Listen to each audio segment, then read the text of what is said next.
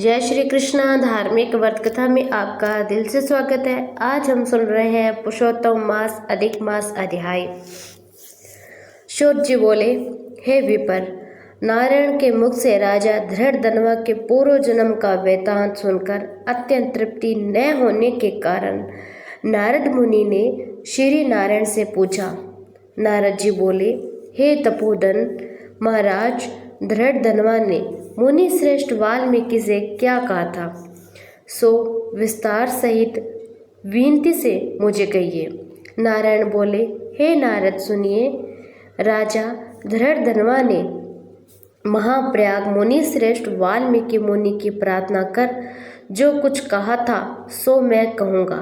धृढ़धनवा बोला, मोक्ष की इच्छा करने वाले लोगों से पुरुषोत्तम मास का सेवन किस प्रकार किया जाता है, क्या दान किया जाता है और इसकी क्या विधि है, यह सब संपूर्ण लोक के कल्याण के लिए आप मुझसे कहिए, क्योंकि आपके समान महात्मा संसार के हित के लिए पृथ्वी पर भ्रमण करते हैं और ये पुरुषोत्तम मास समय साक्षात पुरुषोत्तम भगवान है।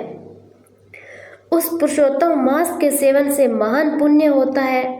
यह बात मैंने आपके मुख से भली भांति सुनी है। मैंने पूर्व जन्म में सुदेव नामक ब्राह्मण श्रेष्ठ होकर विधि से पुरुषोत्तम मास का सेवन किया है, जिसके प्रताप से मेरा मृत पुत्र उठ खड़ा हो गया। हे ब्राह्मण, पुत्र शोक के कारण निरंतर निराहारी मेरा ये पुरुषोत्तम मास बिना जाने ही बीत गया और अज्ञान से हुए पुरुषोत्तम मास का ऐसा फल हुआ कि मृत्यु को प्राप्त भी शुकदेव उठ खड़ा हो गया। हरि भगवान के कहने पर इस अद्भुत पुरुषोत्तम मास का सेवन किया। हे तपोधन, मुझे इस समय मैं वह याद करना भूल गया, इसीलिए इस पुरुषोत्तम मास का पूजन विधि विधान मुझे विस्तार से सुनाइए। वाल्मीकि जी बोले, ब्राह्मण ब्रह्म मुहूर्त में उठकर पर ब्रह्मा का चिंतन करो। उसके बाद बड़े पात्र में जल लेकर दक्षिण दिशा में जाओ। पुरुषोत्तम मास को सेवन करने वाला सोच के लिए गांव से दूर जाओ। दिन में संध्या में कान पर जनेऊ को रखकर उत्तरमुख होकर पृथ्वी को तृण और वस्त्र से सिर बांधकर मुख को बंद कर यथार्थ मौन रहकर न थूके न श्वास ले। इस तरह मलमूत्र का त्याग करें। यदि रात्रि हो तो दक्षिण मुख होकर मलमूत्र का त्याग करें और शुद्ध मिट्टी को ले आलस्य छोड़कर दुर्गंध दूर करने के लिए मृत्तिका से शुद्धि करें। लिंग में 1 बार, गोदा में 5 बार, बाएं हाथ में 3 बार, दोनों हाथों में 10 बार मिट्टी लगाएं, दोनों पैरों में 21 बार लगाएं। गृहस्थाश्रम का शौच कहा है। इस तरह सोच कर मिट्टी जल से पैर और हाथ धोकर दूसरा कार्य करें। तीर्थ में शौच न करें, तीर्थ से जल निकाल कर शौच न करें। 2 हाथ जल वाले गढ़ई को छोड़कर यदि जल में यथार्थ तीर्थ में शौच करें तो बाद तीर्थ की शुद्धि करें। यथार्थ तीर्थ अशुद्ध हो जाता है। इस प्रकार पुरुषोत्तम का उत्तम व्रत करने वाला शौच करें। 16 कुला 12 कुला करें। मूत्र का त्याग करने के बाद 8 बार 4 कुला गृहस्थ करें। उठकर प्रथम नेत्रों को धो ले, दांतुन करें। इस मंत्र को अच्छी तरह से दंत धावन करें। हे वनस्पते, आयु बल यश वर्च प्रजा पशु वसु ब्रह्मा ज्ञान और मेधा को मेरे लिए दो। अपामारक अथवा बेर के 12 उंगल की छेद रही दांतुन आंग कानी उंगली के समान छोटी, जिसके परम आधे भाग में कुची बनी हो, उस दांतुन से मुख शुद्धि करें। रविवार के दिन कष्ट से दांतुन करना मना है, इसीलिए 12 कोला से मुख शुद्धि करें और आचमन कर अच्छी तरह से प्रातःकाल में स्नान करें। स्नान के बाद उसी समय तीर्थ के देवताओं को तर्पण द्वारा जल देवें। समुद्र में मिली हुई नदी में स्नान करना उत्तम कहा है। बावली कूप तालाब में स्नान करना विद्वानों ने मध्यम कहा है।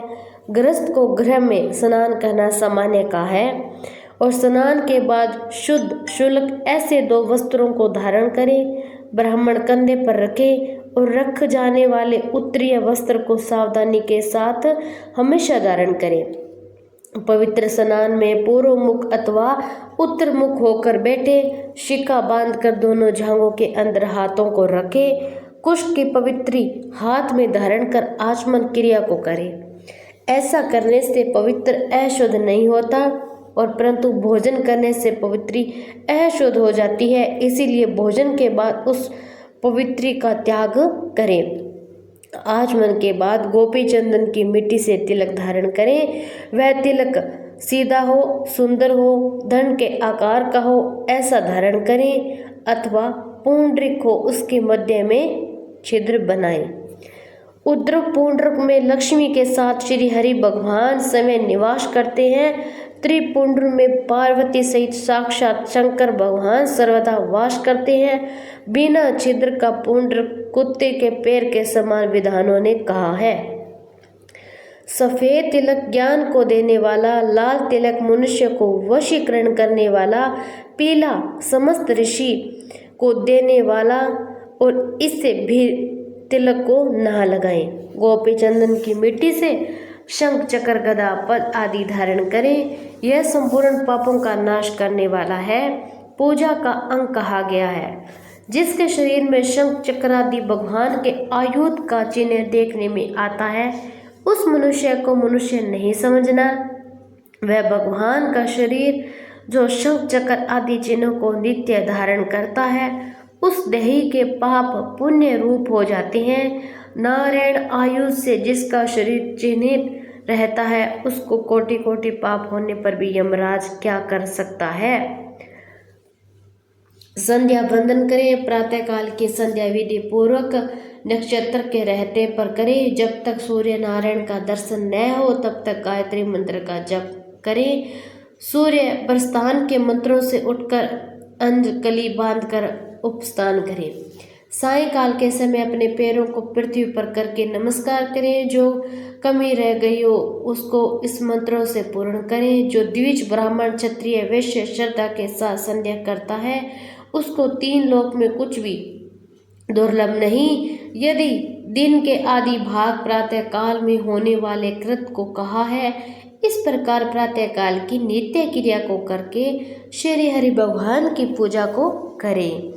लीपे हुए शुद्ध स्थान में नियम में स्थित होकर मौन पवित्र होकर गोबर से गोल अथवा चकोर मंडल को बनाकर व्रत की सिद्धि के लिए चावलों से अष्टदल कमल बनाएं और बाद में सुवर्ण चांदी तांबा अथवा मिट्टी का मजबूत नवीन छिद्र रहित शुद्ध कलश को उस मंडल के ऊपर स्थापित करें।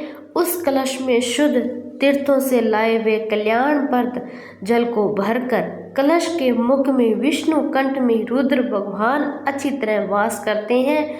उसके मूल में ब्रह्मा जी स्थित रहते हैं और मध्य भाग में मातृगण कहे गए हैं और कोख में समस्त समुद्र 7 दीप वाली वसुंधरा यज्ञवेद, यजुर्वेद, सामवेद, अर्थवेद, व्याकरण आदि अंगों के साथ सब कलश में स्थित हो। इस प्रकार कलश को स्थापित करके उसमें तीर्थों का आह्वान करें। गंगा, गोदावरी, कावेरी, सरस्वती मेरी शांति के लिए तथा पापों को नाश करने के हेतु आवे। उसके बाद उस कलश का मंत्र पाठ पूर्वक गंध अक्षर निवेद उस काल में होने वाले पुष्प आदि उपचारों से पूजन करके उसके ऊपर पीले वस्त्र से लपेटा हुआ तांबे का पात्र स्थापित करें। उस पात्र के ऊपर राधा साथ हरि की मूर्ति को स्थापित करें और राधा के सहित सुवर्ण की पुरुषोत्तम भगवान की प्रतिमा बनाएं और भक्ति में तत्पर होकर विधि के साथ उस प्रतिमा की पूजा करें। पुरुषोत्तम मास के पुरुषोत्तम देवता पुरुषोत्तम मास के आने पर उनकी पूजा करनी चाहिए। जो इस संसार सागर में डूबे हुए को उभारता है, उसकी इस लोक में भी मृत्यु धर्म वाला कौन मनुष्य पूजा नहीं करता। ग्राम फिर मिलते, धन फिर मिलता, पुत्र फिर मिलते, ग्रह फिर मिलता, शुभ अशुभ कर्म फिर मिलते, परंतु शरीर फिर नहीं मिलता है। उस शरीर की रक्षा धर्म के लिए, धर्म की रक्षा ज्ञान के लिए हुआ करती है। ज्ञान से मोक्ष सुलभ हुआ करता है। इसीलिए धर्म को करना चाहिए। देह रूप वृक्ष का फल सनातन धर्म कहा गया है। जो शरीर धर्म से रहित वह बांझ वृक्ष के समान निष्फल है। सहायता के लिए न माता कही गई है, न स्त्री पुत्र आदि कहे गए हैं, न पिता, न सहोदर भाई, न धन कहे गए हैं। केवल धर्म ही उसका प्रधान कारण कहा गया है। वृद्धावस्था शहीनी के समान भय देने वाली, रोग शत्रु के समान पीड़ा देने वाले, फूटे हुए बर्तन से जल गिरने के समान आयु प्रतिदिन क्षीण होती रहती है, और जल के तरंग के समान चंचल लक्ष्मी, पुष्प के समान क्षण मात्र में मुरझाने वाली युवावस्था, राज्य सुख के समान संसार के विषय सुख निरर्थक है। धन चंचल, चित्त चंचल, संसार में होने वाला सुख चंचल है। ऐसा जानकर संसार से विरक्त होकर धर्म के साधन में तत्पर होना चाहिए। जैसे सर्प से आधा देह निकल जाने पर भी मेंढक मक्खी को खाने की इच्छा करता है, उसी प्रकार काल से घिरा हुआ जीव दूसरे को पीड़ा देने में तथा दूसरे का धन अपहरण करने में प्रेम करता है। मृत्यु से ग्रस्त आयु वाले पुरुष को सुख क्या हर्ष करता है। वध के लिए वध स्थान को पहुंचाए जाने वाले पशु के समान सब सुख व्यर्थ है। जब धर्म करने के लिए चित्त होता है तो उस समय धन का मिलना सुलभ नहीं होता। जब धन होता है तो उस समय चित्त धर्म के लिए उत्सुक नहीं होता। जब चित्त और धन दोनों रहते हैं तो उस समय संपात्र नहीं मिलते। इसीलिए चित्त, वित्त, सत्पात्र इन तीनों का जिस समय संबंध हो जाए उसी समय बिना विचार किए जो धर्म करता है वही बुद्धिमान कहा गया है। अधिक धन के व्यय से होने वाले हजारों धर्म पुरुषोत्तम मास में थोड़े धन से महान धर्म होता है। स्नान दान कथा में विष्णु भगवान को याद करना इतना भी उत्तम धर्म नहीं किया जाए वह महान भय से रक्षा करता है।